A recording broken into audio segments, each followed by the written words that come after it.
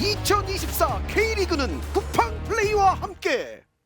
네, 안녕하십니까 여러분들. 오늘은 광주대 대구 경기에서 있었던 광주 축구의 장점과 단점에 대한 부분을 영상 분석으로 한번 해드리도록 하겠습니다. 그래서 지금 보시면은 광주의 형태를 보실 수 있겠지만 광주가 포백으로 이런 식으로 나와주는 걸 볼 수가 있고요. 미드필더에 3명이 나와주면서 양쪽 윙어와 공격수, 그 다음에 반대편에 이제 가브리엘 선수가 있으면서 4-3-3 느낌의 포메이션을 갖추고 축구를 하는 걸 볼 수가 있습니다. 그러면서 빌드업을 할 때 이민기 선수가 이런 식으로 이제 안으로 들어와서 패스를 플레이하는 경우도 있고요. 플레이가 이어지게 되면 반대로 최경록 선수가 나오면서 두현석 선수에게 연결이 됩니다. 그럼 지난 시즌 우리가 이제 광주를 볼 때 볼 수 있었던 장면 중 하나는 풀백 선수들이 오른쪽에 와서 공을 잡았을 때 아사니 선수라든가 뭐 다른 선수들이 안으로 들어오면서 이렇게 들어오는 패스 경우도 있고요. 반대로 패스를 밖에다 넣어주고 하프스페이스 침투를 하면서 이선에서 받는 장면들도 꽤 있었습니다. 근데 이번 시즌 약간 광주가 달라진 부분 중 하나가 뭐냐면 이 2주 동안 프리시즌을 거쳐서 광주가 지금 원하는 건 한쪽에서 상대를 쏠아놓고 반대쪽으로 이제 공이 이동되게 되면 여기서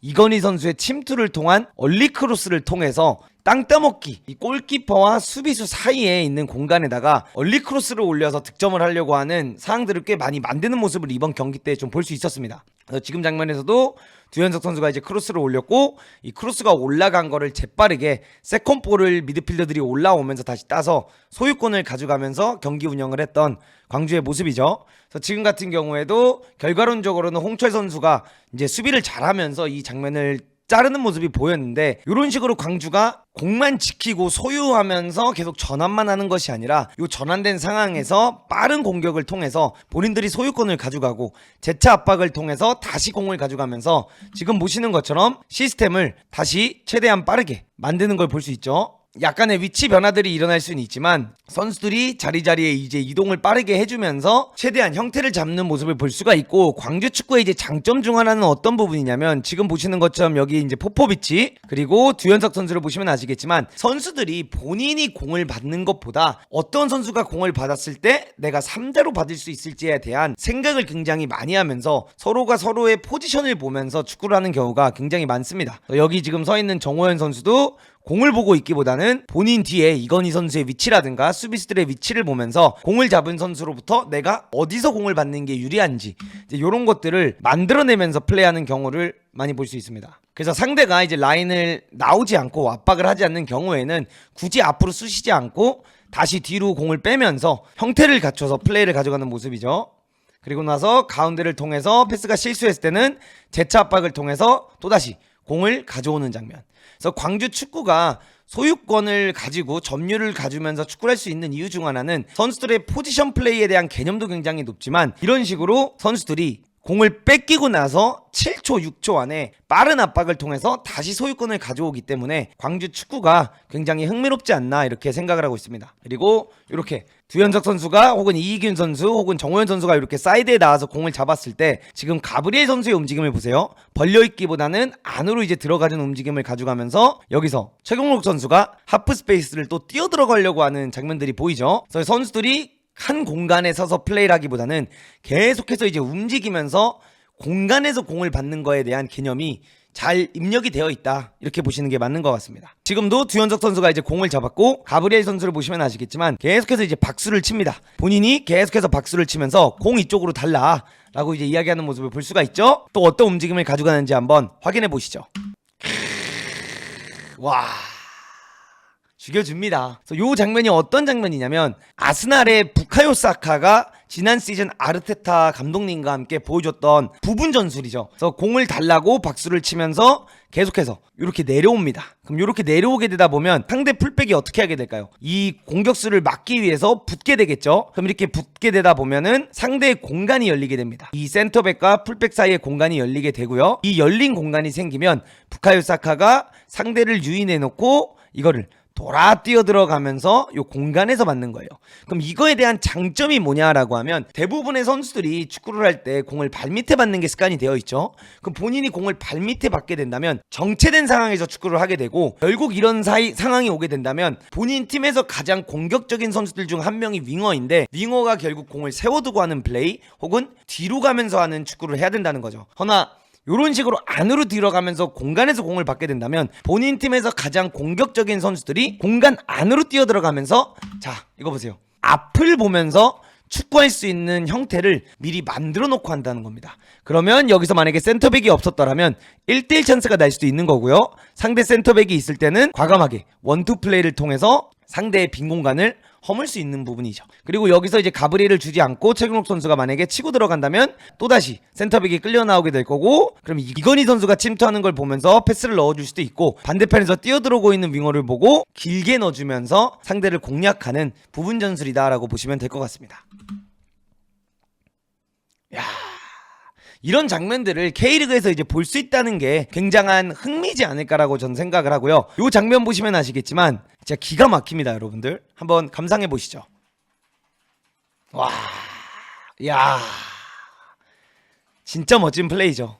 그래서 이런 장면을 K리그에서 볼 수 있다는 게 왜 광주 축구에 많은 팬분들이 열광을 하고 있는지 느낄 수 있지 않을까 생각해 보고 싶네요.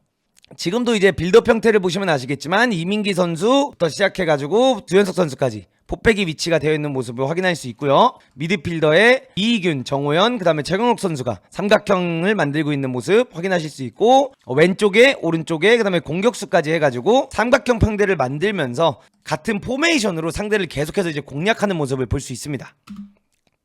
그리고 나서 계속해서 공격형 미드필더들은 하프 스페이스를 띄워주고, 그 다음에 윙어들은 사이드에 서 있는 모습을 보여주고요. 지난 경기들과 이번 경기에 약간 달랐던 것 중 하나는 이런 상황의 경우 광주가 계속해서 짧게 만들어가는 모습만 보여줬더라면 이번 경기에서는 상대의 라인 여기 보시면 아시겠지만 대구의 5백이 이렇게 있고 뒤에 이제 오승훈 골키퍼가 있다고 하면은 짧게 썰어만 가는 게 아니라 요 뒷공간을 향해서 한 번에 얼리 크로스를 올려주면서 이건희 선수로 요 공간까지 이제 땅 따먹기를 하려고 하는 장면들이 꽤나 많이 보였습니다. 그러나 이번 경기에서 조금 아쉬웠던 부분은 두현석 선수의 이 얼리 크로스가 질이 조금 아쉬웠다라는 부분입니다.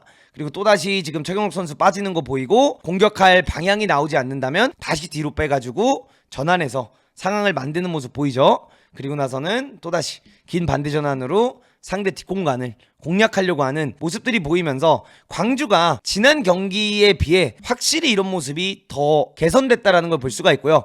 본인들이 이제 공을 빼앗겼을 때는 빠른 제차 압박을 통해서 공을 뺏어내는 모습을 볼 수 있고, 이건희 선수가 이번 시즌 정말 포스팅 플레이를 잘해주고 있고요. 그 포스팅 플레이를 해줬을 때 최경록 선수라든가 이희균 선수들이 공간 안에 들어오면서 굉장히 플레이를 잘해주는 모습을 볼 수 있는데, 이 장면에서 이희균 선수의 이 드리블은 흔히 저희가 어제 입중계를 하기도 했는데 리오넬 시균이다.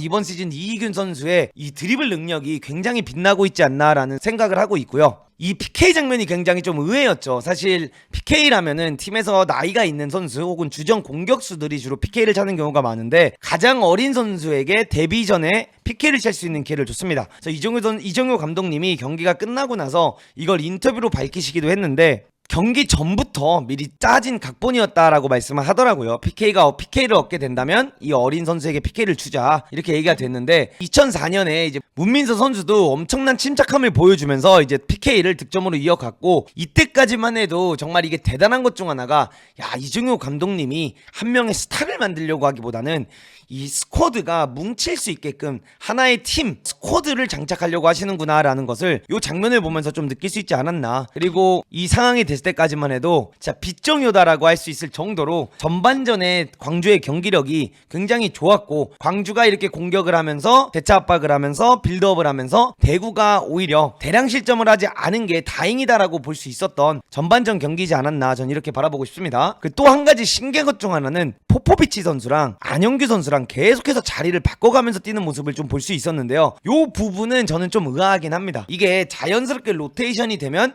그 자리에 들어가서 뛰는 거긴 하지만 저는 개인적으로 센터백이 위치를 너무 자주 바꾸는 거는 팀에 안 좋은 영향을 미치지 않을까라는 생각을 합니다. 왜 그러냐면 결국에는 팀이 축구를 하다 보면 수비를 해야 되는 상황도 많이 나오는데 두현석과 안영규, 그 다음에 예를 들어 포포비치와 이민기, 이 선수들만의 조합이라는 것도 분명히 있고 타이밍이라는 것도 있는데 이게 같이 뛰어본 선수랑 더 호흡이 잘 맞는다라고 이야기하는 것처럼 센터백이 너무 자주 바뀌다 보면 이 호흡의 질이 분명히 떨어지지 않을까.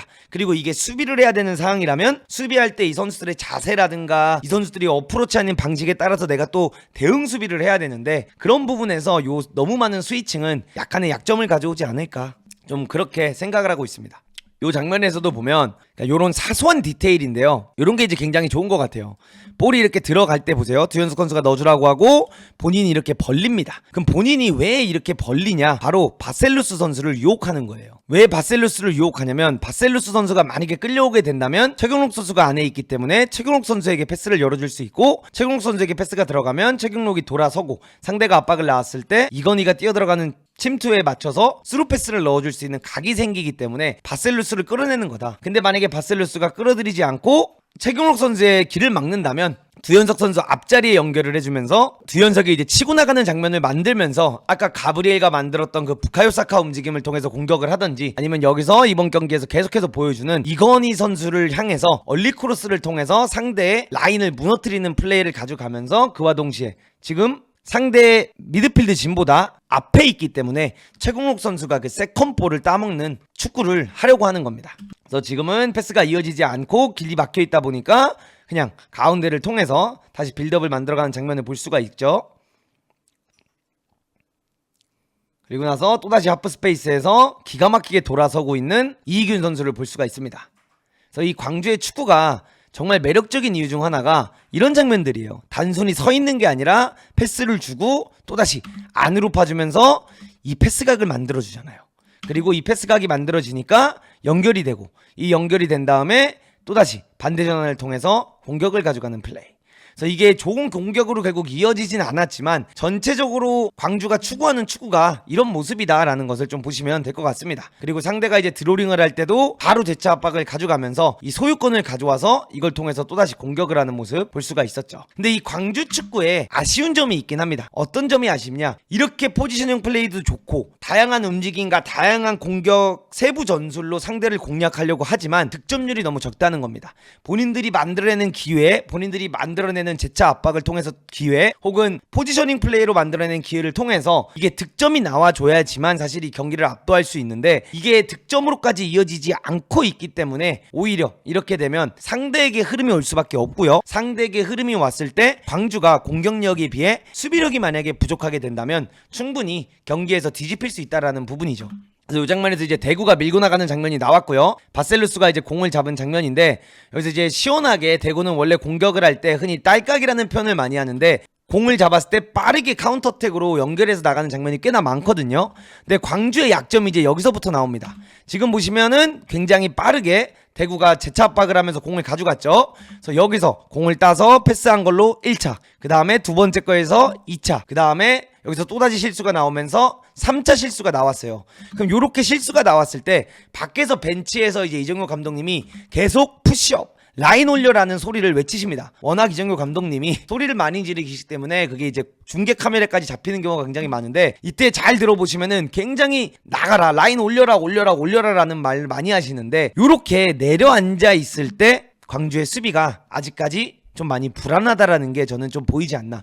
광주가 앞에서 전방 압박을 하는 모습, 공을 가지고 할 때 포지셔닝 플레이라는 모습은 굉장히 강하지만, 오히려 광주가 이렇게 내려앉게 됐을 때 광주 선수들의 위치를 보시면 은근히 그렇게까지 좋진 않다라는 겁니다. 그리고 이렇게 반복된 실수가 일어나면서 결국에는 바셀루스에게 또다시 공이 왔고 슈팅이 나왔고 또다시 세컨볼을 놓치게 되면서 계속해서 이 내려앉아 있을 때 클리어링에 대한 불안감이 만들어지면서 대구에게도 계속 이제 기회가 오는 장면들인데요. 이런 장면들에서 광주가 더 빠르게 정리정돈을 하면서 아예 길게 찬다든가 이럴 때도 만들어 나가기보다는 길게 차놓고 본인들이 좋아하는 전방 압박 형태를 빨리 만들어줘야 되는데, 계속해서 되는 이제 킥 미스를 통해서 결국에는 에드가 선수와 세징야 혹은 바셀루스 이런 선수들이 개인적인 능력들이 있기 때문에 세컨볼을 결국 따내게 됐고, 여기서 완벽한 마무리가 나오면서 대구가 동점골을 만들었던 장면을 볼 수 있습니다.